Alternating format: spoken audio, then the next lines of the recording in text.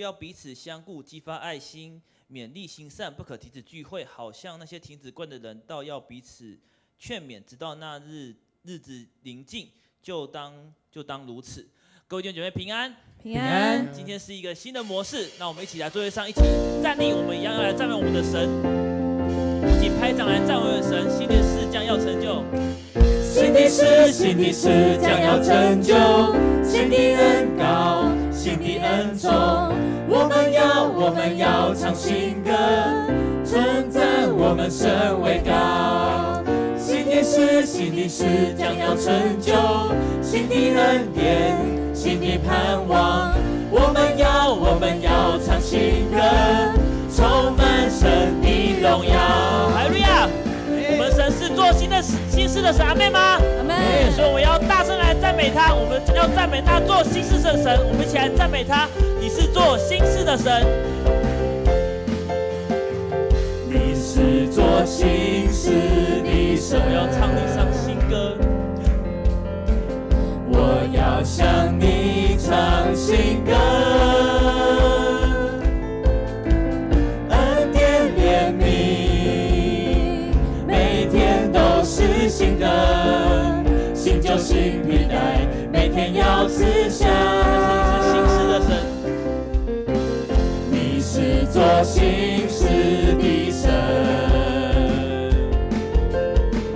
我要向你唱新歌，恩典怜悯，每天都是新的，新旧新皮带，每天要思想。新的事将要成就，新的恩膏，新的恩宠，我们要唱新歌，称赞我们神为高。新的事将要成就，新的恩典，新的盼望，我们要唱新歌，充满神的荣耀。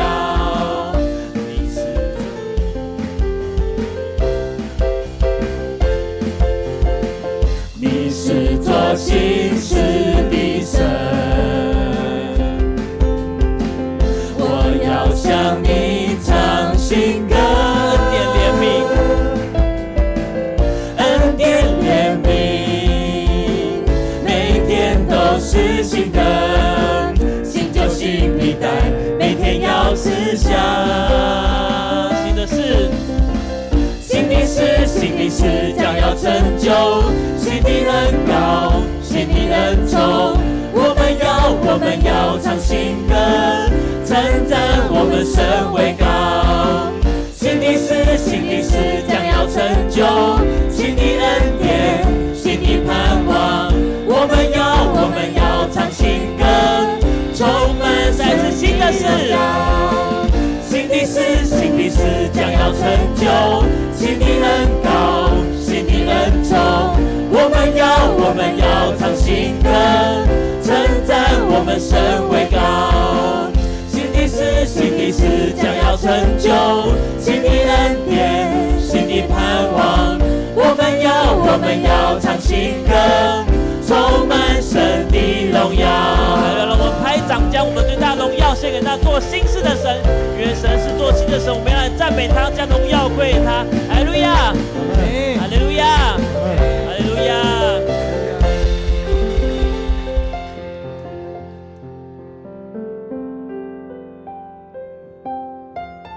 各位弟兄姐妹，请坐。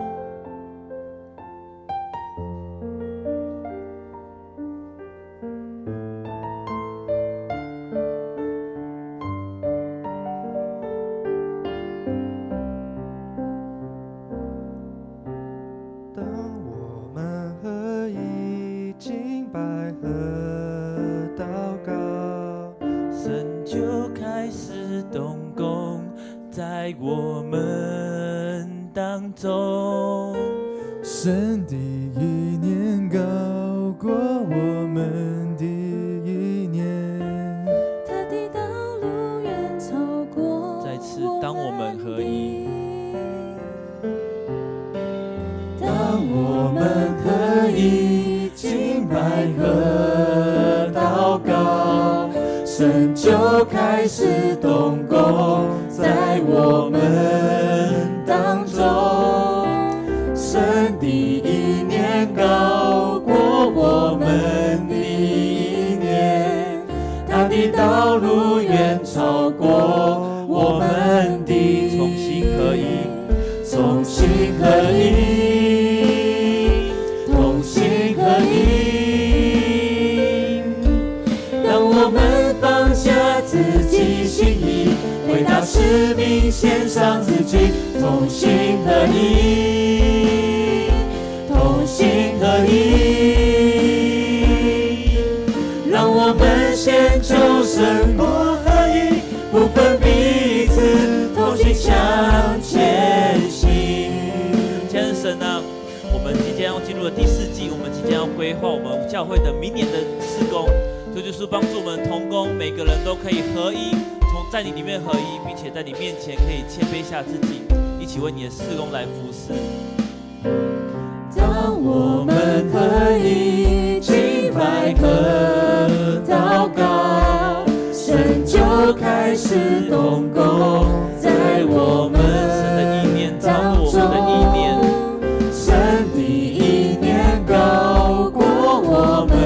的意念，他的道路远超过我们的同心合一，同心合一，同心合一。当我们放下自己心意，为他使命献上自己，同心合一，同心合一。让我们先求神国合一，不分彼此，同心向前行。向着世界为主发光，可以寻求神国度蓝图，不在乎自己，天天神心意，使用我们走遍世界的地，在你向着世界为主发光，向着世界为主发光，可以寻求神国度蓝图，不在乎自己，听天神心意，使用我们走遍世界各地。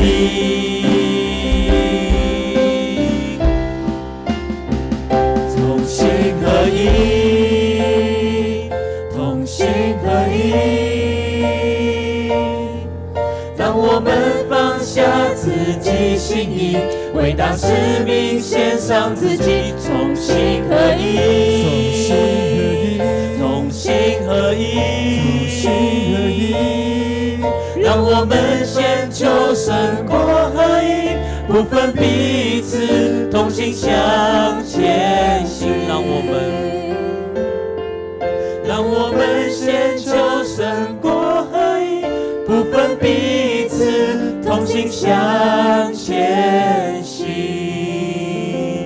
是的，主耶稣，我们满心的感谢你，求主耶稣你与我们同在，帮助我们在这个教会要预备未来的时候，让我们同工可以同心合一，也可以同心合意，让我们可以一心一意为着主耶稣你的福音向前奔跑。也求主耶稣与我们同在，愿我们今天新的模式，我们青年的主礼的祷告会，愿主你来悦纳，帮助我们等一下的分享，还有我们的见证，都可以来触动每位弟兄姐妹的心。我们将满心的感谢祷告奉靠圣名祈求，阿们。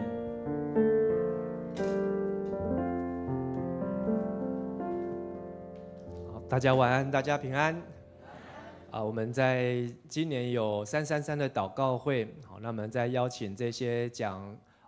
员的时候呢，有邀请夏中坚牧师哦。那他说他已经年纪这么大，他又住淡水哦，礼拜3晚上要出门来到桃园，好，他现在已经很少出来好这个服事，但是他又写了一篇这个信息给我们，就是说。他觉得教会不是只有祷告会，好，那他更强调、更看重教会要是成为一个祷告的教会。好，那我想起我们以前在江南教会，好郑仁牧师的时候，好有一个意向，有一个目标，好叫做对外是宣教的教会，对内呢祷告的教会。好，所以夏牧师他强调说，这个教会不是只有祷告会，而是要能够成为一个祷告的教会哦。所以这几个月来哦，就是在思想我们教会要怎么样成为祷告的教会。所以我们也透过各敬拜部门还有各牧区的协调安排，好，那么2025年也即将要进入最后一季第4季，所以我们刚好排下来，每一周好都能够邀请有一个牧区，他们可以来到这里，可以跟大家来分享，或是要见证，或是要感恩，或是要代祷，好，那也希望透过各个牧区呢都能够来动员，能够来邀请，好，然后能够让更多的弟兄姐妹能够一起祷告，好，所以本来是要从这个最德高望重的台1区啊，台1礼拜第1区开始啊，好，但是他们已经头发很白了哦，他说如果他们在第一个，他们不晓得会很紧张，好，那么就从这个最有胆量的这个青年牧区就开始啊。好，所以今天是这个青年牧区，好，他来跟我们来分享今天晚上的祷告会的信息，还有见证，还有祷告的事项。好，那我们这时候拍手来欢迎好敏媛。哇，什么叫做青年比较不会紧张？我超紧张的，对对，我也是青年啊。看到我现在穿的这身衣服，不觉得很那个，就是很 lady 的那种感觉，对，所以我就要 cosplay 一下。让大家回到那种青春洋溢的时光这样子，对。然后那时候其实我被分布到就是组里的时候，还是有点在想说我到底要讲些什么。但因为现在就是因为是青一的区长，那青一就刚好是国高中生这个就是我牧养的族群是这个部分。然后过去也是担任国中啊、大学学青的这个组长，所以学生群体一直是我心里比较大的负担。那现在其实台湾有迈入比较多，就是高龄化社会，大家知道啊，已经迈入了超高龄化社会，没错。所以教会的人口数其实比较多，都是成年人跟老年人口居多。所以想要带大家可以眼光稍微转一下，转到我们的学青少年身上，因为其实我认为教会是一个群体，然后也是一个家，那需要每一代一起来经营。所以今天呢，就带这个主题。那因为我本身研究生，所以呢，我有很多的数据，就是我看了很多的数据，这样很多的资料。那我这边呢，其实也想让大家为什么要就投入在青少年里面，其实先让大家用一个比较宏观的一个视角来看全国的一个数据。那这个呢，其实是基督教协进会在2022年跟2024年所做的一个比较，就可以看到，其实我们一直都聚会总人数其实是下降的，包括主日成人，包括青少年在下降，那主日儿童反而是上升，然后教会青年是下降的部分。那我们着重在教会青少年，其实光是这2年就已经减少了5720个人，就是相对来说变化到10.60%，意思就是说我们有10位的青少年，有10位青少年会有其中的1位会流失或者是减少聚会的状况。那这个时候其实也观察到教会有面临到蛮多的一个现象的，就是我这边列到5点这样子，就是第一个就是其实全台湾的教会它的分点是非常多的，大家也知道这个中华路一路上其实非常多的教会，但是实际的聚会人数可以看我们之前的数据，其实一直都是人数下降的状况。然后堂会每一年都一直在增加，光是召会啊，光是不同的教会的派系，其实就这个教会的人数就是一直在上升的状况。然后参加的人数也减少了，然后城乡差距啊，中小型的教会也是一个主流的情况。那知道我们青年牧区的青年人的人数下降的时候，我们会面临到传承的一些问题，就是我们不知道传承给这个信仰要传承给哪个部分。那如果我把每一个议题都讲的话，其实可能会花就是可能要4-5个小时起跳。所以呢，我们先着重在第2点，因为刚好比较负担的就是在这个部分。那为什么青少年人数下降呢？想说可以带大家就是可以看一下，就是身边是不是有一些国中生、大学生、高中生他们越来越少参加教会的原因。那为什么教会的年轻人会越来越少？大家可以扫这个 QR code 一下，这是 Slido。那因为上礼拜不是有测试那个投票嘛，大家的那个投票的线上投票系统已经很棒了。这个就只要一扫一下，就可以直接打你认为为什么教会的青少年年轻人会越来越少的情况。对，我们可以来扫一下。对。然后不会扫的可以帮忙，就是这边有的比较年轻的人可以来那个帮忙一下。对，可以扫一下，可以扫一下。好，我们麻烦玉哥帮我们切换到另外一个画面，谢谢。对，那会有一个就是可以扫上面的 QR code 也算是，已经有3个人在输入答案了哦。牧师太帅了，我们比较认真一点，好吧？我们要认真一点。对，不相信神，没错，就是年轻人就是不太相信神。就是好，牧师娘太漂亮了 ，OK， 那为什么会越来越少？这个不太，这个逻辑不太好哦。对，你认为为什么教会的年轻人越来越少了？学生都去哪里了？对，因为朋友都不是基督徒，很好，不相信神。对，升学压力，对，然后没有同伴，年龄相近，还有吗？还有。对，升学没有吸引力，哇，这个感觉很多人在想，没有吸引力，就教会好像没有任何吸引的地方，所以我不想来教会。对，还有没有人没有书？对，然后年轻人的先后顺序没有错，对，少子化也是一个很大的议题。对，世俗化很好，外头的吸引力太多，你看都是取决于就是吸引力啦，然后少子化啦，对，资讯很多。对，就为什么青年玩手机，其实玩手机还好。对，好，大家有输吗？输一下。OK， 好，那输完的没有不就是来不及的没有关系。对，可以大概看一下，就是每个人他们所想的，就是为什么教会里的年轻人是越来越少的情况，就网络太发达，资讯太发达，对不对？那这些呢，其实都是大家可能会比较好奇的部分。那我这边其实，再帮我切换到我的 PPT， 谢谢。对，好，我这边其实有帮大家，Hello， 帮我，往上，对，我这边有帮大家稍微整理一下，就大部分都有讲到了。对，第一个部分就是课业压力太大，时间很困难。其实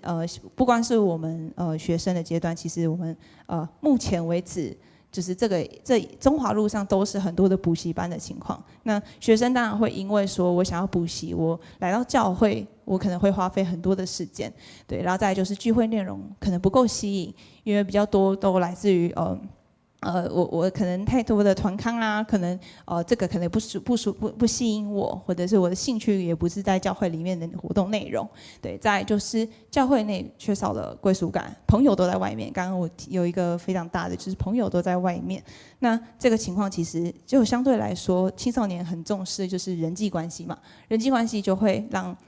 教会就是如果你觉得教会里面没有所谓的朋友啊，或者是有知心的朋友，那其实就会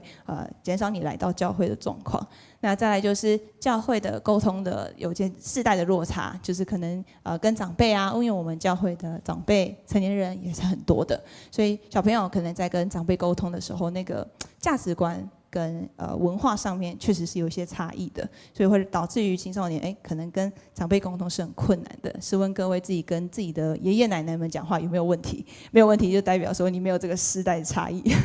对，然后再来就是最重要的部分就是家庭支持鼓励减少了，因为现在双薪家庭的情况增加嘛，所以很多父母都会选择6日啊，或者是在就是他们的工作的时间比较多一点点，然后他们带孩子来到教会的行动力啊，或者是支持度啊，也会比较低一点。那这个呢，也会影响到青少年人数下降的原因。这样，那其实这个呢，也是我特别就是做了一些功课。我从那个2019年到2024年，我翻了一个和会的资料，就是每5年的聚会人数总览。那从2009年，对，我用5年做一个区间，对，可以看一下我们2009年的时候，我们的学青的人数是68位，那我们到2024年下降了多少？就我们现在就是稳定聚会的学青只有14位，这是去年。对，因为我如果用2025年的数据会是错误，因为今年还没有过嘛，所以当然是以去年的为主。可以看到我们的数据是在下降，社青呢其实人数是蛮平均，但是也是在下降的趋势。光是周六聚会的人数也在慢慢的下降当中。对，那其实光是周六聚会的人数，以前在2009年的周六聚会其实是青年聚会，那时候只有就是学生团契的部分。那现在的周六聚会，其实人口的组成也蛮多的，它的年龄层的分布也很广，所以光是在去年就是已经下降到42，就是周六聚会的人数42位人数。对，所以可以看出我们的人数都一直在下降的当中。那在这下降的过程当中，其实我们有一位青年，他其实是在这个下降的趋势，就是他离开了教会，但他又回来了。对，那他为什么会回来呢？我们请他来做一个分享。我们欢迎我们的浩宇。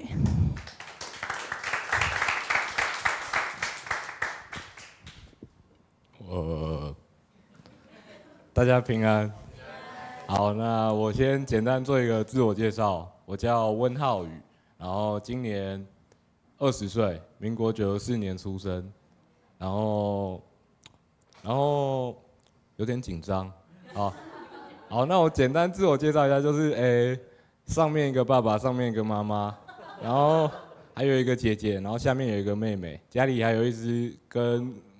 牧师家一样的猫，好，那我自我介绍完，那我简单来讲一下，说我当初为什么会来到这个地方。其实我现在是大3，然后那个时候是高1的事情。高1的时候，我跟在哪里？陈毅，就是我跟他是同班同学，然后在好奇心的驱使下，我就跟他讲说，你为什么礼拜6都没空啊？我想知道你到底都在做些什么，然后我就算是强迫他带我进来。然后我第一次来的时候，刚好是圣诞节的活动吧，然后那个时候大家都很忙，然后我也看不太懂大家到底在忙什么，就一直走来走去，搬来搬去。然后其实我那时候就觉得，怎么跟搬家公司有一点像啊？对，就是很错愕。然后直到后来有一次，好像就是临近圣诞节，好像要献诗还是做什么，然后我就跟着一起坐在旁边，在那里练唱。然后那个时候我旁边坐的人叫张木轩，张木轩的时候看到我就这样，你好，然后我就想，这里的人怎么都感觉怪怪的，然后再到后来就是我有参加过一次礼拜，然后礼拜结束之后就是还有一个小组时间，然后那个时候小组叫 Uni， 然后好像是在对面的小教室，然后我那时候组长叫做吴敏元，就是我第一眼见到他的时候，我觉得好恐怖哦，因为他的热情真的是。他的热情真的是会让人感到惊吓的，真的很恐怖，但是其实我觉得就是他永远都给人一种很正向的一种想法，所以也会慢慢的影响我，就是让我能够更融入在这里。然后好，再要讲说我为什么要消失，我为什么消失，就是其实有一部分是因为我是一个很懒惰的人，然后我家住莺歌，所以我当时只能骑脚踏车，然后脚踏车真的很累，对我来讲，对啊，然后。这是其中一个小原因啦，然后还有我自首，我高中那段时间，我放假我几乎就是不是在打牌的路上，就是在去打牌的路上，对，反正我基本上就一直都在玩，然后也没有想要更认识这个信仰，所以我就慢慢的又淡出了这里，但其实那个时候我对教会的人，应该说青年牧区的人已经有初步的认识了。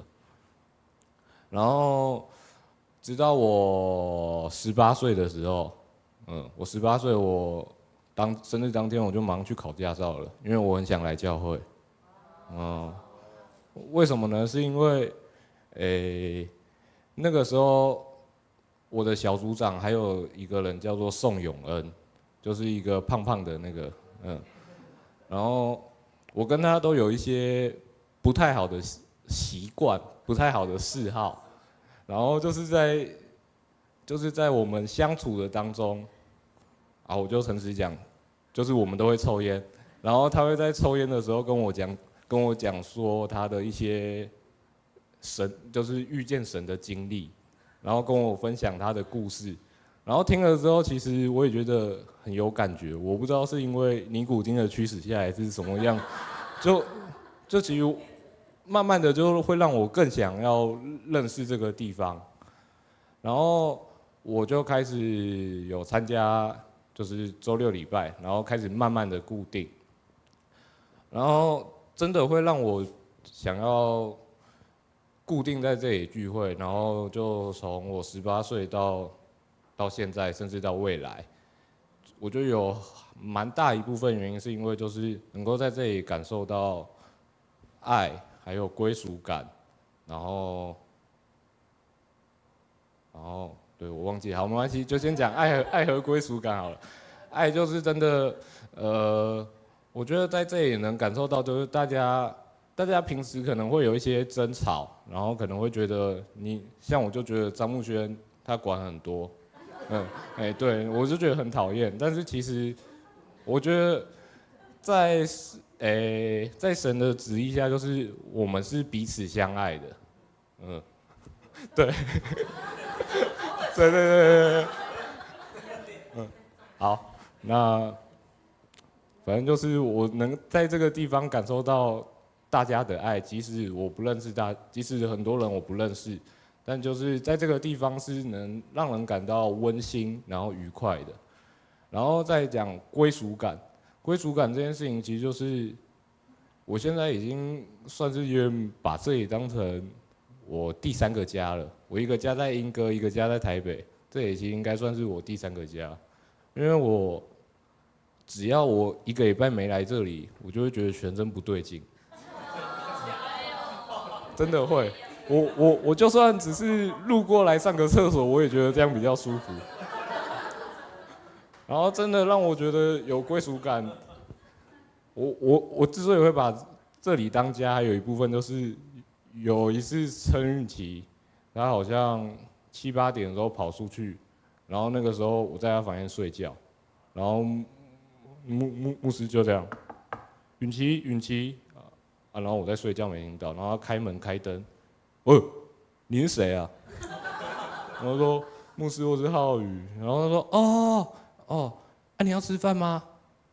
不用。好，那你继续睡，晚安。对，这真的是，让我感受到一种就是，虽然他是牧师，而我只是一个小不点，对，但是在这当中我没有感受到任何的阶级的差别，就是似乎我们大家都是平等的，也不会说因为你是长老或执事而有所区别。好，然后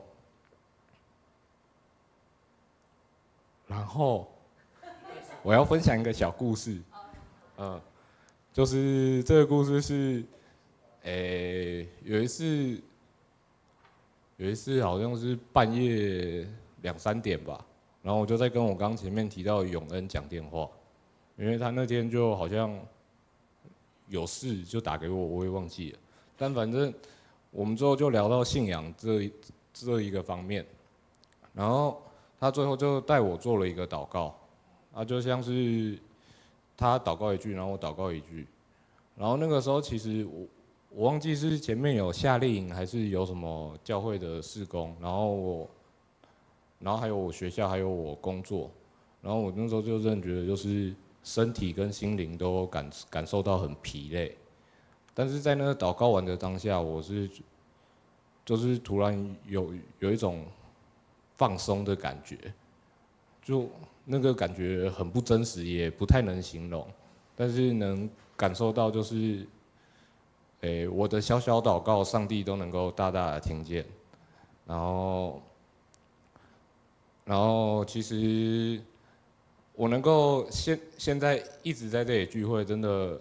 还是要感谢就是台下的大家，因为就是大家对我的包容，然后对我的关照，对我的关爱，虽然有的时候会有点压迫，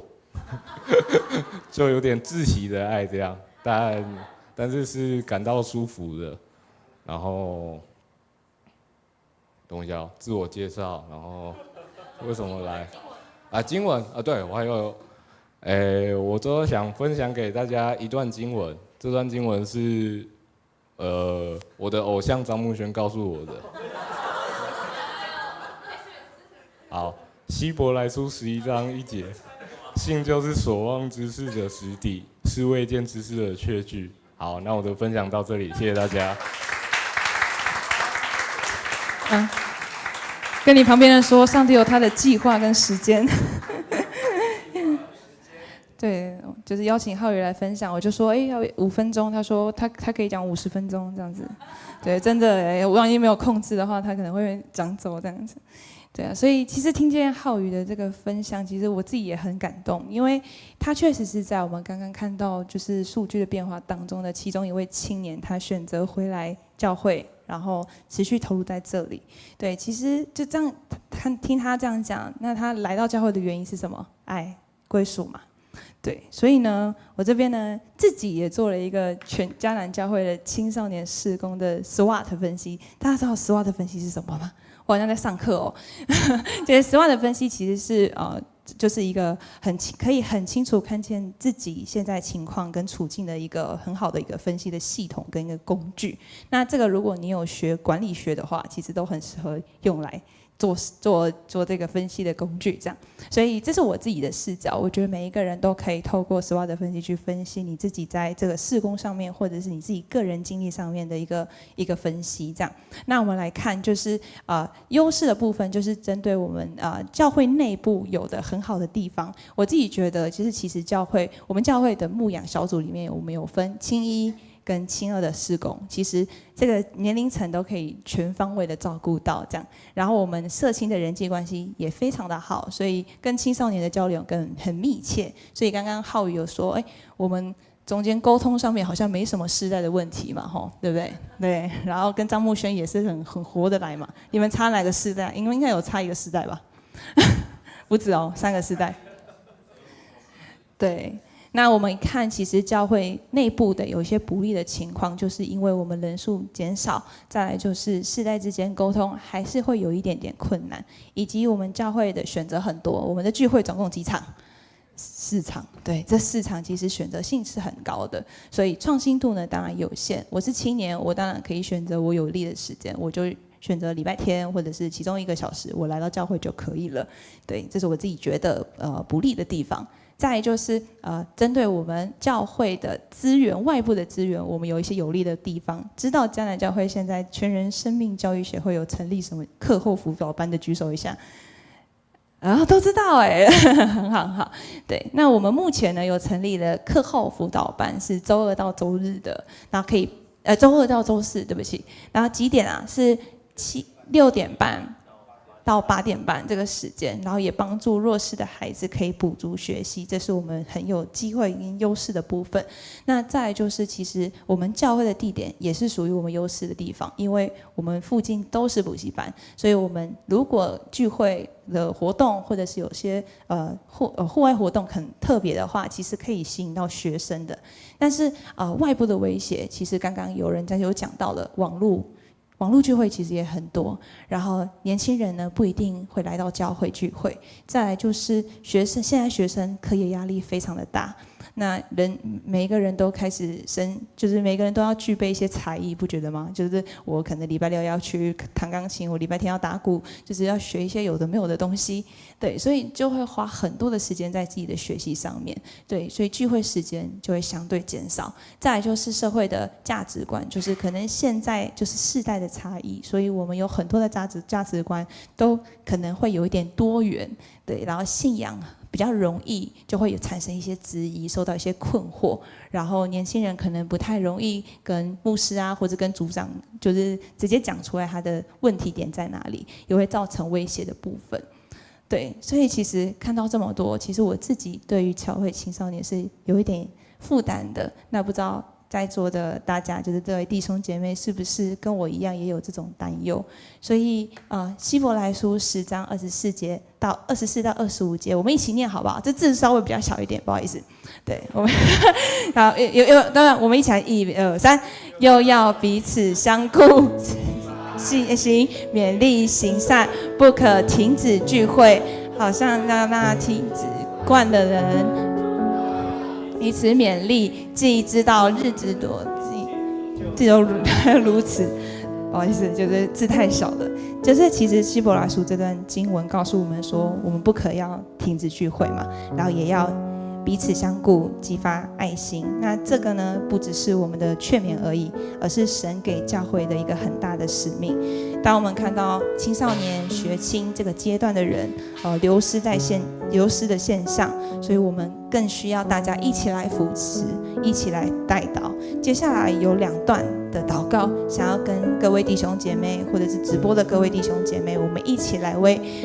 就是这些公祷事项来祷告。第一个，我们要为我们的青少年回流、重新聚会、燃起热情来祷告，求神能够帮助青少年能够回归神，在神的身上可以找到安全感，还有依靠感，能够回到教会当中与我们一起同乐，也消除他们有很多外部的一些原因。让我们一起同声，我们一起来开口，为我们青少年可以回到教会、重燃聚会的热情来祷告。我们一起同声来开口。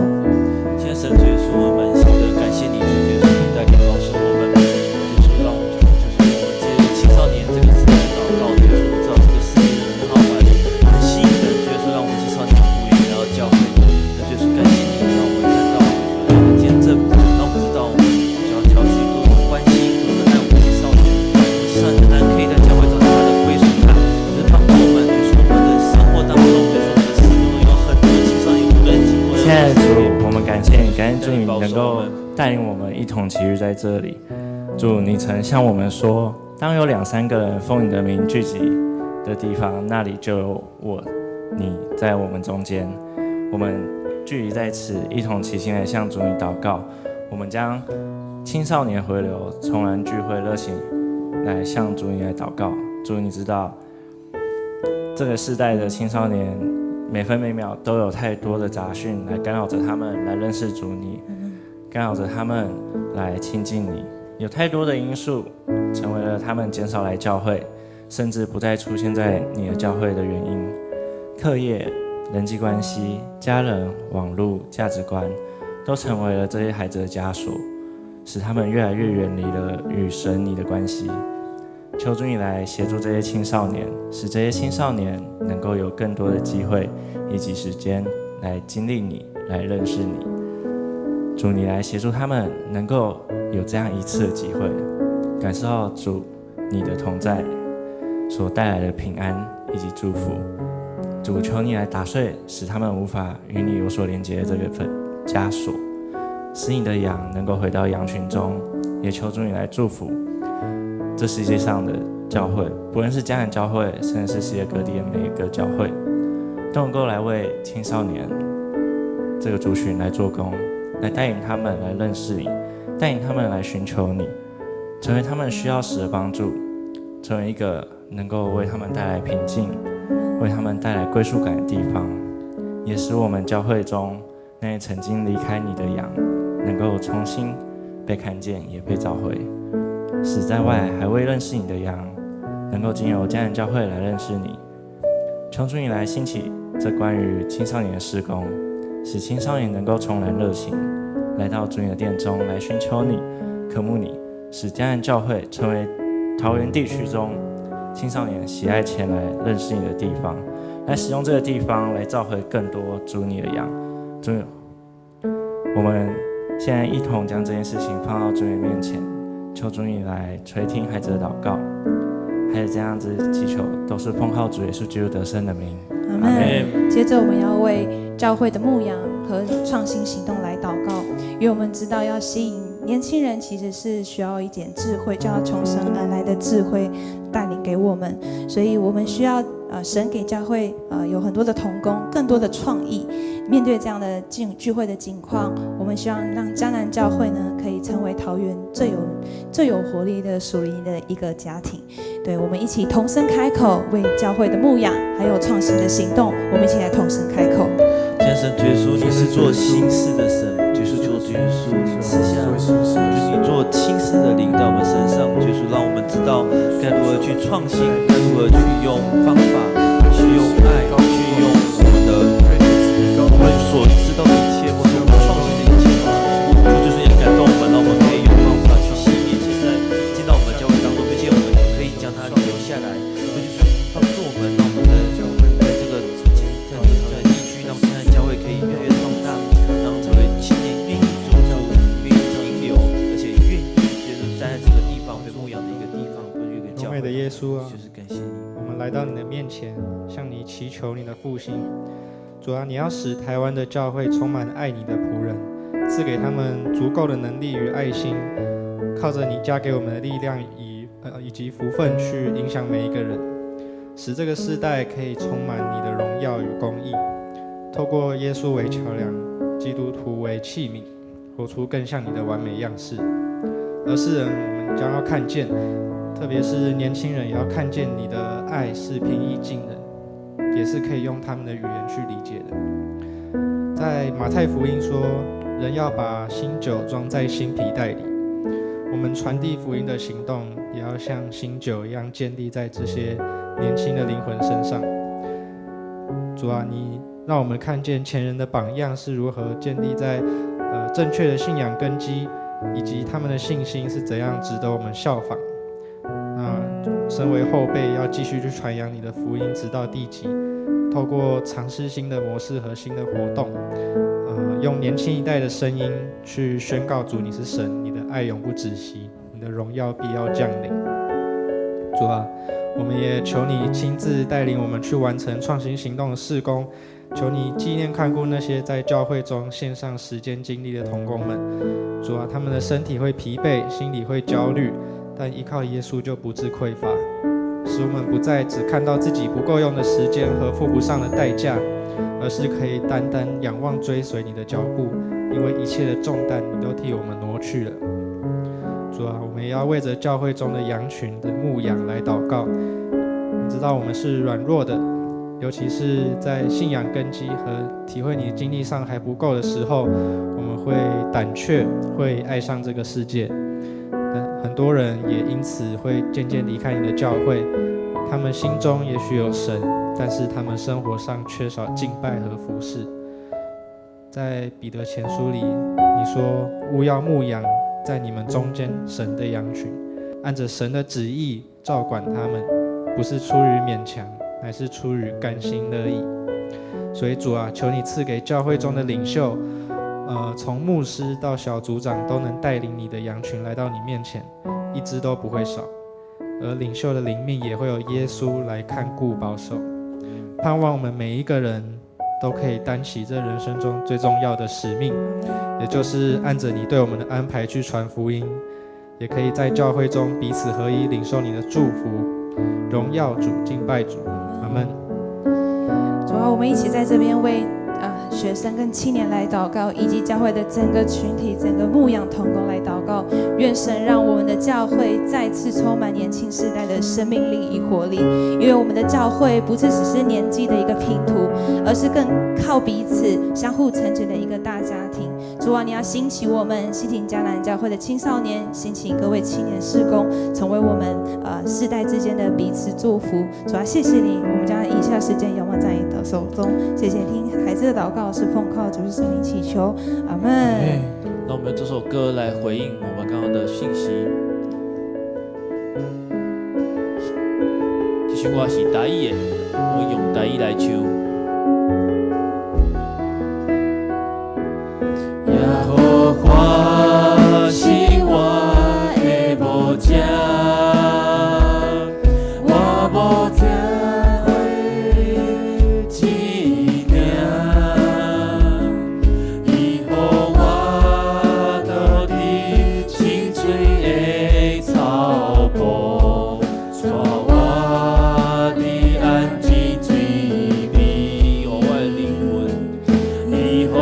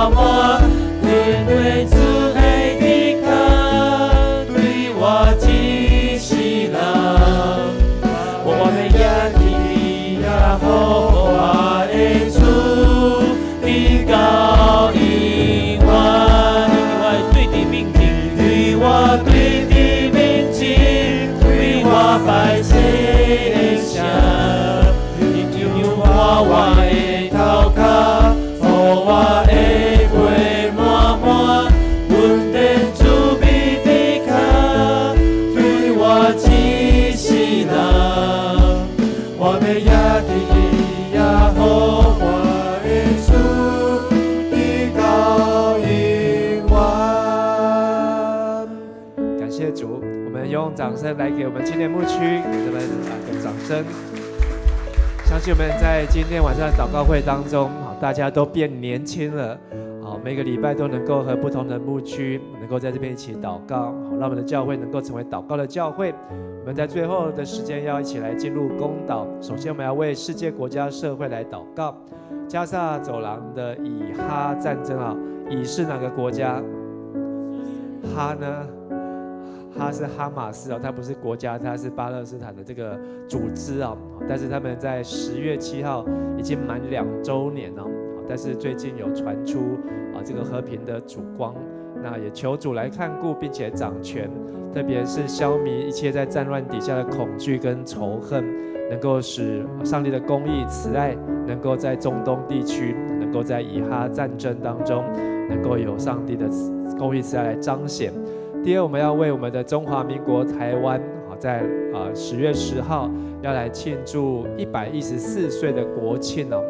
那也求主来保守在台湾的人民能够团结互助的心。我们的国家好像一直被撕裂，或是一直被抽离。好，让我们真的是能够有一个爱国家的心，有一个爱乡土的心，爱人民的心，能够一同齐心来建设家园。同时也能够让台湾中华民国能够成为世界各国的祝福。第三，我们为我们在这社会上所关心的花莲光复，在上周的洪灾过后，在不到1个多礼拜的时间，有将近40万人次去光复，主动的去打扫清理，也看见民众的自动自发，热心动员来协助彼此重建家园。那现在光复也已经在昨天恢复上班上课，也愿主看顾赐福在不仅是花莲光复也赐福在台湾这个土地上，都能够成为见证主名蒙福的地方。我们一起为以哈战争，为着我们在中华民国的台湾跟国庆日，还有为着我们在花莲光复，我们一起同声开口来祷告。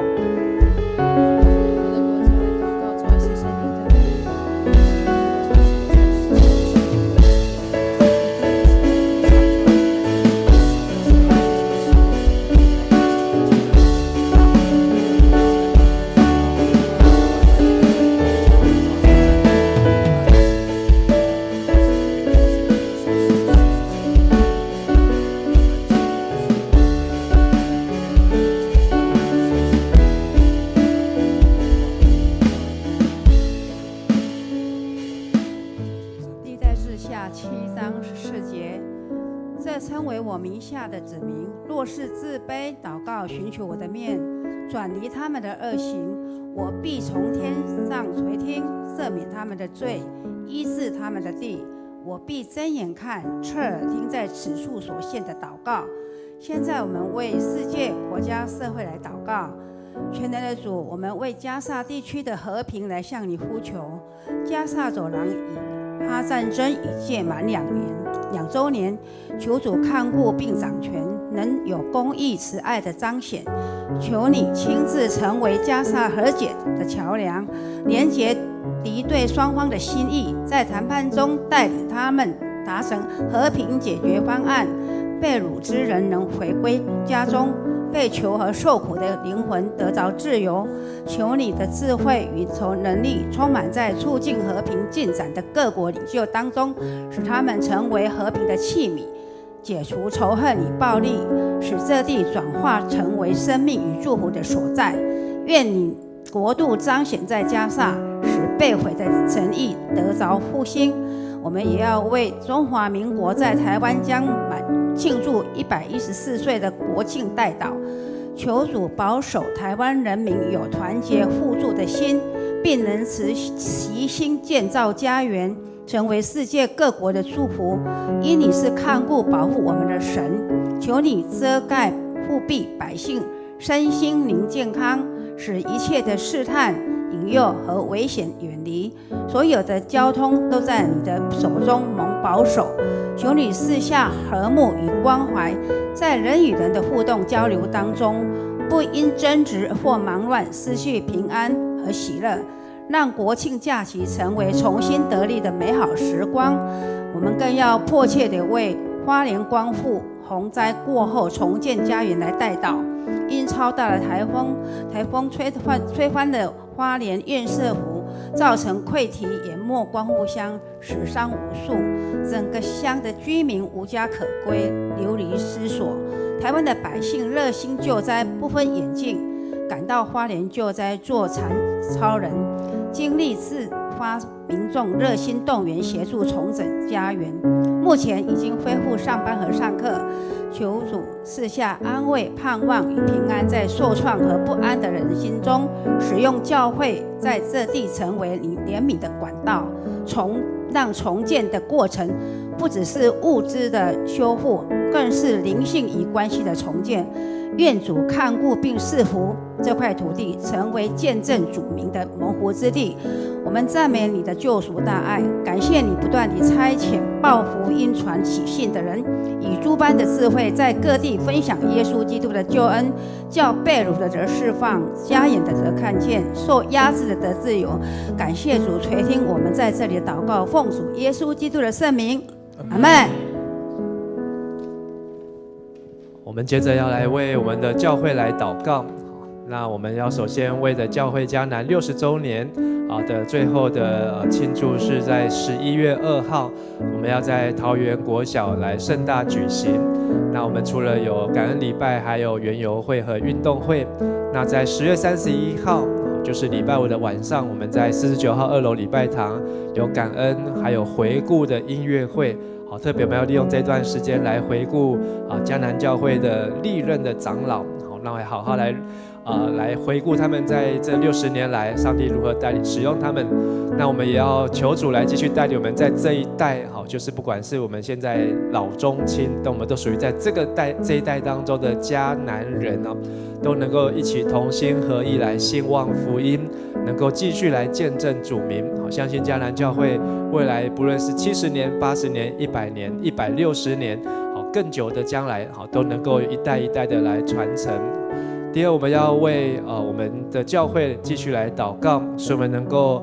继续来领受上帝给我们的意向，对外是宣教的教会，对内是祷告的教会。那也透过我们在一起祷告的聚会，能够有更热切的祷告的生活，同时也能够经历圣灵的充满，还能够见证复活主的大能哦。好，所以盼我们透过各个牧区，或是小组，或是弟兄姐妹在家中在教会，或是在工作的地方、上课的地方，我们都能够彼此来代祷，都能够同心合一的来祈求。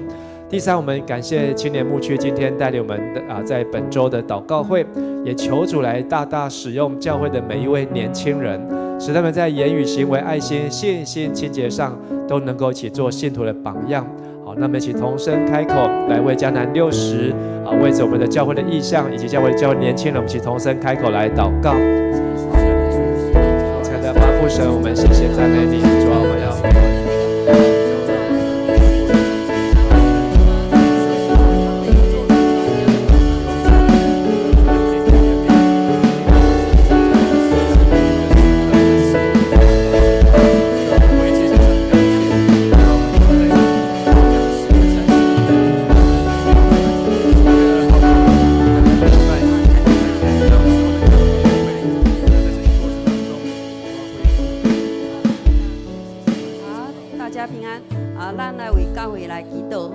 上帝，阮感谢你。教会60周年，10月31映暗，有感恩的音乐会，以及11月初2，伫桃园国小有感恩的礼拜加运动欢游会，种种庆祝的活动，求主保守这个活动，咱拢会当顺利来完成，顺利来进行。求主咱想煞来固守，互咱的教会真做是对外宣告。对内祈祷的教会，阮特别要为这个青年牧区，伊愿意来服侍主，求主大大来造就因，真做信仰的传承者，世代拢会当来服侍主，献上阮的感谢，感恩祈祷拢是奉靠主耶稣基督的名，阿门。好，谢谢美英区长还有纯进组长。好，那我们最后要为我们的肢体来关心代祷。好，那我们要为多家小组的邱桂姐那她在上个礼拜在教会的据点当中，小中风紧急送医急诊好，那经过检查治疗，好，那已经没有脱离危险，好，那也相信很快就可以出院，好，那也可以回到家中。继续回到教会来带领我们的聚会，还有参与在教会的聚会。第二，我们要为着也是在我们据点的桂梅姐她是永成小组，那在上周住院，今天做昨天做腹部切片的检查，好，那要等待这个切片的结果，好，再看进行后续的手术也求主的平安与桂梅姐同在。也能够如期顺利的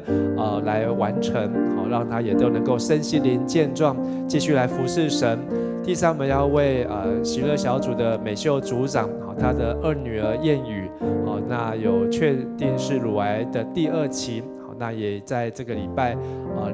今天到这个和信医院好，要来安排进行手术，还有治疗。那也求上帝看顾保守以及与燕语同在，好，让他能够战胜这一切的癌细胞，好，也能够早日的痊愈，早日的康复。第四，要为第8小组的运心姐好，那她是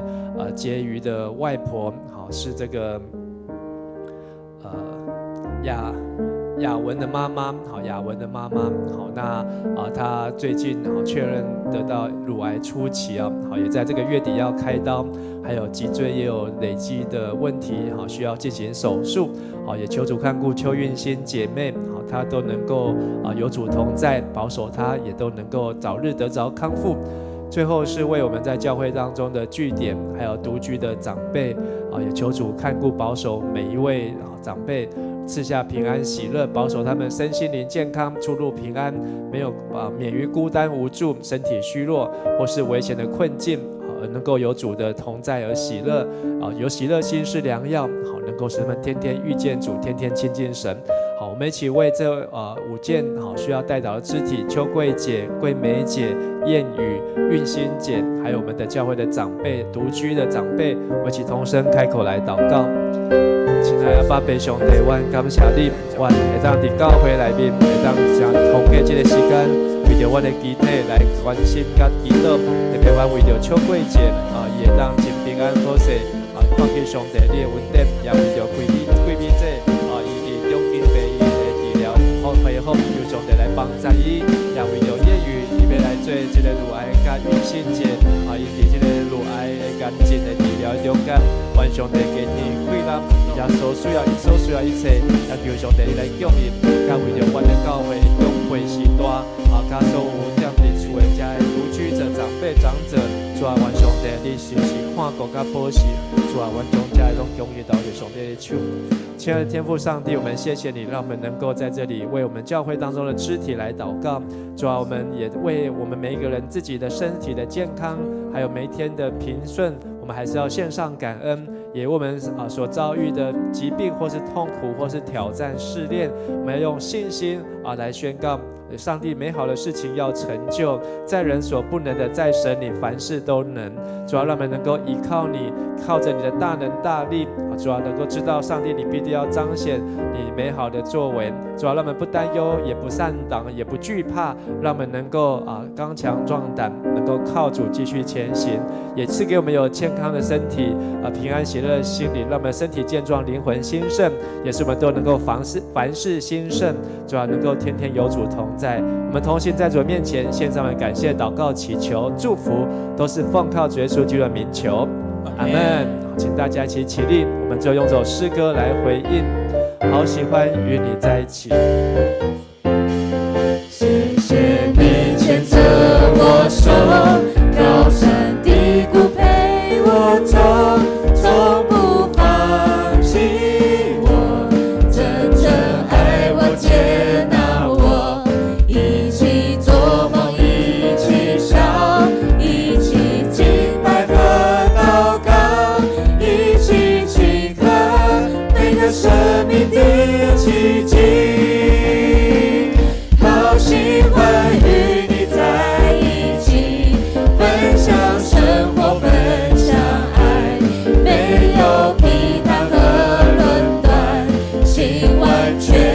敞开。好喜欢与你在一起，像耶稣一样的爱，你我不孤单，这里有爱。你我不孤单，这里有爱。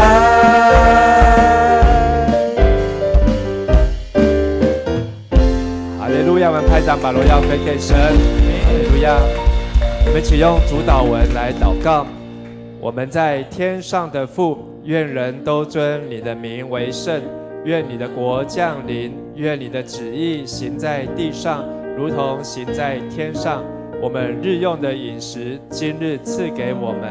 免我们的债，如同我们免了人的债，不叫我们遇见试探，救我们脱离凶恶。因为国度、权柄、荣耀，全是你的，直到永远。阿们。再次拍掌，把荣耀归给神。哈利路亚，感谢主。好，我们今天晚上的祷告聚会到这里。好，那我们彼此请安。好，那等一下我们请在场的青年牧区的同工，好，等一下到台上来拍个合照。